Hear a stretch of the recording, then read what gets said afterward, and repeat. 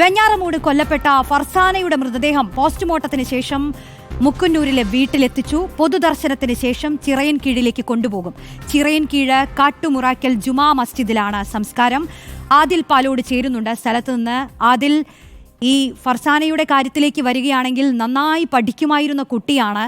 താൻ മരിച്ചു കഴിഞ്ഞാൽ കൂട്ടുകാരിക്ക് ആരും ഉണ്ടാവില്ല എന്ന് കരുതി കൊലപ്പെടുത്തിയെന്ന പ്രാഥമിക നിഗമനമൊക്കെ പോലീസ് തന്നെ പറയുന്നൊരു സാഹചര്യമുണ്ടായി.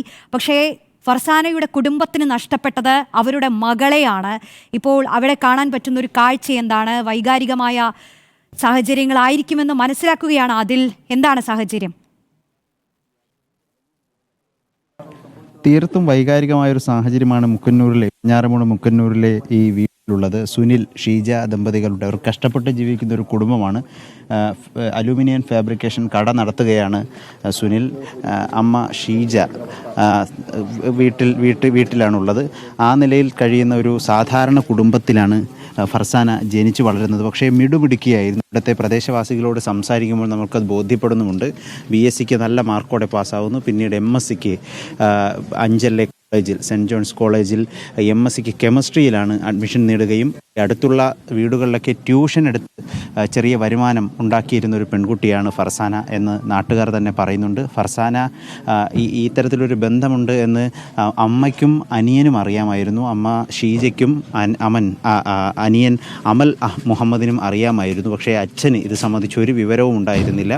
പക്ഷേ പിന്നീട് ഇതെങ്ങനെ സംഭവിച്ചു എന്ന് ഈ വാർത്ത അറിയുമ്പോൾ തന്നെ തകർന്നു പോകുന്ന, കുഴഞ്ഞു വീഴുന്ന കാഴ്ചയാണ് അച്ഛനെ സംബന്ധിച്ചിടത്തോളം കഴിഞ്ഞ ദിവസം ഇവിടെ ഉണ്ടായിരുന്ന അച്ഛൻ്റെ സുഹൃത്തുക്കൾ സംസാരിക്കുന്നുണ്ടായിരുന്നു.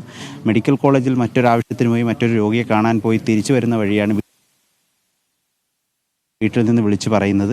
ഇത് വിവരം അറിഞ്ഞപ്പോൾ തന്നെ തകർന്ന് കുഴഞ്ഞു വീഴുകയും പിന്നീട് ആശുപത്രിയിൽ പ്രവേശിപ്പിക്കുകയും ചെയ്ത സാഹചര്യമുണ്ട്. അച്ഛന് ഈ ബന്ധത്തെക്കുറിച്ചൊന്നും അറിയുന്നുണ്ടായിരുന്നില്ല. ഫർസാനയും അഫാനും തമ്മിലുള്ള ബന്ധത്തെക്കുറിച്ച് അറിയുന്നുണ്ടായിരുന്നില്ല. കഴിഞ്ഞ ദിവസം ഏകദേശം ഇതേ സമയത്ത് തന്നെയാണ് 3 മണിക്കും 3:30ക്കും ഇടയിൽ, ഇപ്പോൾ 3:12 3 മണിക്കും 3:30ക്കും ഇടയിലാണ് അഫാൻ ഈ ഫർസാനയെ കൂട്ടി വീട്ടിലേക്ക് പോകുന്നത്. പിന്നെ ഈ കൃത്യത്തിലേക്ക് കടക്കുകയും ചെയ്യുന്നത്. അതിക്രൂരമായൊരു കൊലപാതകം ഫർസാനയുടേതെന്ന് കരുതി ില്ല.